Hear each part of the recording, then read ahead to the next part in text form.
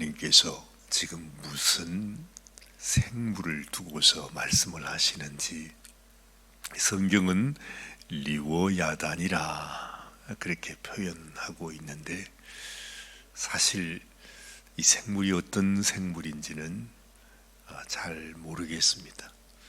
그런데 이렇게 읽다가 보면은 연상이 되는 생물이 있지요. 그래서 제 성경에도 보니까 리워야단을 아그라고 생각해도 된다, 그렇게 적혀 있어요. 어제 우리가 보았던 생물은 하마 같은 느낌이 든다, 그렇게 표현했는데, 오늘은 아그와 같은 그런 모습을 가진 그런 생물이 아니겠는가, 이렇게 생각을 하는 것입니다.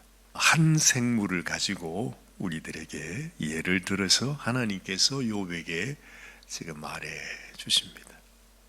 그런데 저는 이 말씀을 쭉 읽어가면서 이 세상에 어찌 이 거대한 생명만 이렇게 하나님께서 예를 들 수 있겠는가.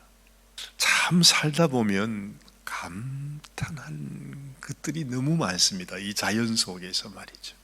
아니, 이런 무시무시한 생물을 굳이 얘기하지 않더라도 이 세상에 있는 모든 생명이 너무너무 신기하지 않아요? 맹수면 맹수대로, 아니면 너무너무 온순한 짐승이면 짐승대로, 또 아주 너무너무 보잘것없는 미물, 그런 곤충, 그런 벌레면 벌레대로 세상에 그렇게 신기할 수가 없어요.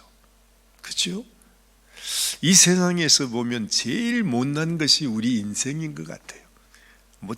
되게 잘난 것 같지만은, 그러나 어찌 보면 우리 인생처럼 연약한 것이 없잖아요. 우리 인생은 태어나고 나면 하여튼 한 1년 동안은 엎드려 누워서 지냅니다. 누가 돌봐주지 않으면 그야말로 아주 무방비 상태로 지내잖아요. 인생이 너무 연약해요. 그런데 이 세상의 모든 생물들을 보면 하나님께서 어떻게 그렇게 만드셨는지, 태어나자마자 그냥 벌떡 일어나서 쫓아가는 그런 짐승들도 많이 있습니다. 참 신기합니다. 우리는 생각도 하지 않는 너무너무 작은 미물들, 곤충들, 그것도 우리가 무슨 곤충의 왕국, 동물의 왕국, 요즘은 이런 영상들이 이렇게 나오니까 보면 너무 놀라울 정도로 말이죠, 살아가는 모습. 참 이 세상에 그 어떤 생물도 그냥 대충 우연히 만들어진 것이 없단 말이지. 그것을 살펴보면 그 안에 정말 그들이 살아가는 모든 삶, 얼마나 아름다워. 어떨 때는 아주 전율을 일으킬 정도로. 우리는 만약에 이게 잘못되면 어떡하나 그러잖아요. 사실은 우리가 이제 늘 기다리는 게 언제 우리는 손자를 보나, 손녀를 보나, 그런 생각들도 하는데, 그럴 때마다 늘 생각이, 어떻게 사람이 이렇게 생명이 이루어져서 그것이 태어나기까지 얼마나 고비가 어려움이 많습니까? 얼마나 많은 걱정을 합니까? 그래서 그냥 이 세상의 모든 의료시설을 다 해가지고 그렇게 하면서도 우리는 너무너무 두려움 가운데, 무슨 일이 생기면 어떡하나, 아기가 진짜로 건강하지 못하면 어떡하나, 마음이 전전긍긍한데 말이죠. 근데 이 세상에 무슨 강아지 새끼들 보면은, 아이고 이 조그마한 어미가 강아지를 낳았는데 세상에 강아지를 5마리 6마리를 다 낳았는데, 이것이 도대체 어떻게 낳는지 너무너무 신기하게, 하여튼 너무 이쁘게 태어나잖아요.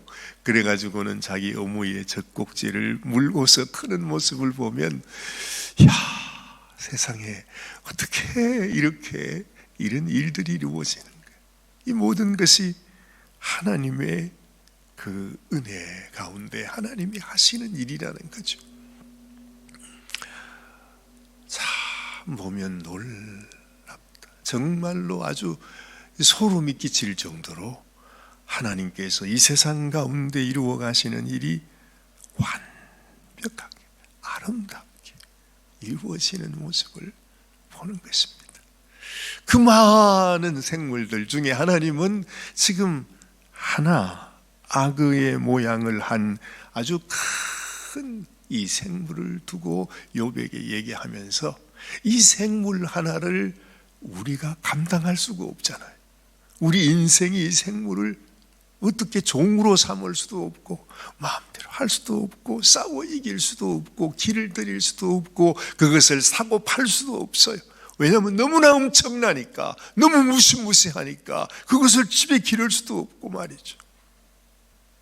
정말 우리 인생이 얼마나 우리가 우리 자신을 자랑할 것이 아무것도 없고, 정말로 우리는 하나님 앞에서 뭐라 입을 벌려 말할 것이 없습니다. 내가 잘났다고요? 아니 내가 똑똑하다고요? 내가 지혜가 있다고요? 하나님, 내가 하나님 앞에 따질 것이 있습니다. 내가 물어볼 것이 있습니다. 도대체 왜 이렇게 하셨습니까? 라고 말할 수 있는 전혀 그런 자격이 우리에게는 없습니다.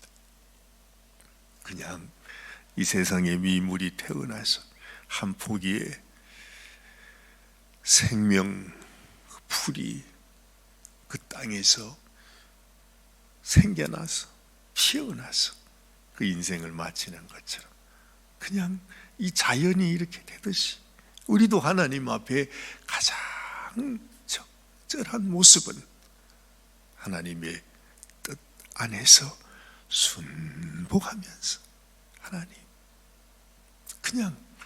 그냥 그 하나님께서 인도하시는 삶을 감사하면서 사는 것입니다. 생명을 주신 분도 하나님이시요 거두어 가시는 분도 하나님이시라. 우리가 하나님에게서 왔으니 하나님께로 다시 돌아갈 것이라.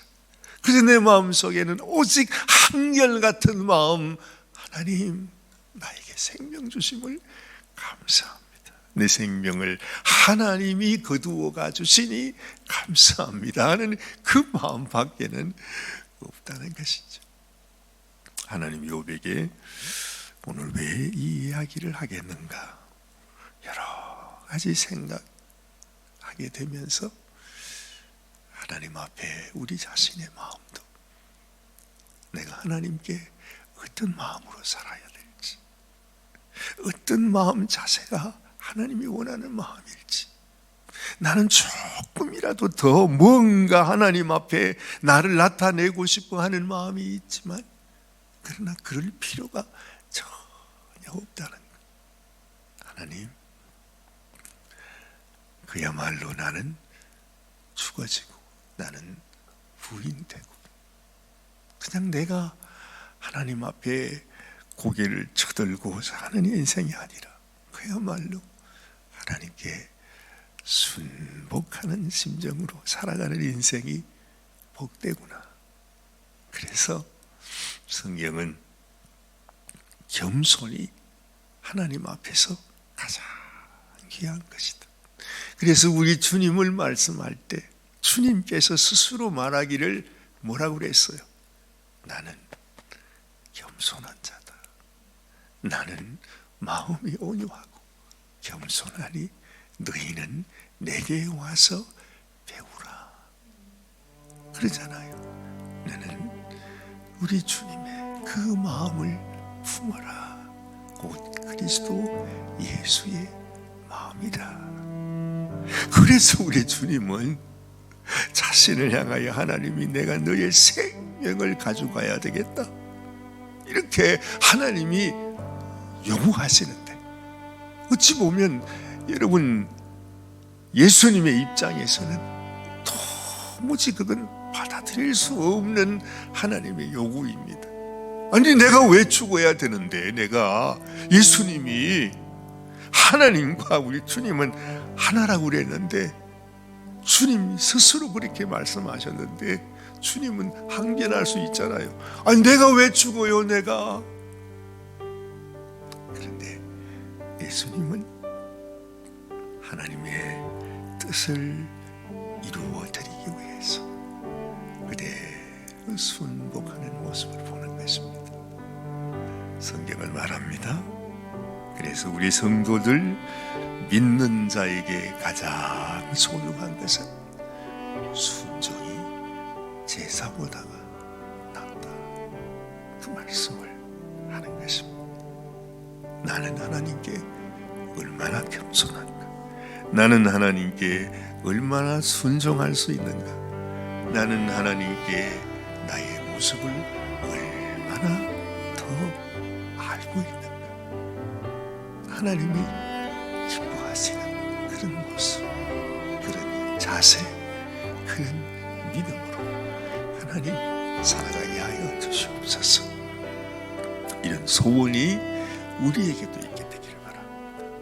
하나님이 욥에게 원하셨던 마음, 또 욥이 하나님 앞에 가지게 되었던 그 마음이 오늘 욥기 41장 말씀을 통해서 우리에게 주시는구나 생각을 하게 됩니다. 기도하십시다. 하나님 감사합니다. 우리 주님께서 오늘 이 아침에도 이 류어야단이라고 하는 생물을 통해서 우리는 그 생물이 어떤 생물인지 알지도 못하지만 하나님이 만드신 한 피조물 가운데 그냥 그 수많은 생물 가운데 하나, 그 하나를 두고 하나님이 욥에게 하시는 말씀이 우리에게 주시는 말씀인 줄 믿습니다. 하나님, 욥이 이 말씀을 마지막으로 하나님 앞에 결단하고 하나님 앞에 온전히 하나님이 원하시는 모습으로 주님께 나아가는 것을 봅니다. 우리도 오늘 이 아침에 하나님 앞에 그렇게 나아가게 하시고 하나님이 기뻐하시는 우리의 심정이 되어지게 하여 주시옵소서. 하나님께서 지난 한 주간도 우리를 지켜주시고 하나님, 우리의 남은 생에도 하나님께서 하나님의 뜻대로 하나님이 원하시는 길로 하나님이 인도하여 주시옵기를 간절히 소원하옵고 우리 주님 예수님의 귀하신 이름으로 감사하며 기도드리옵나이다. 아멘, 아멘.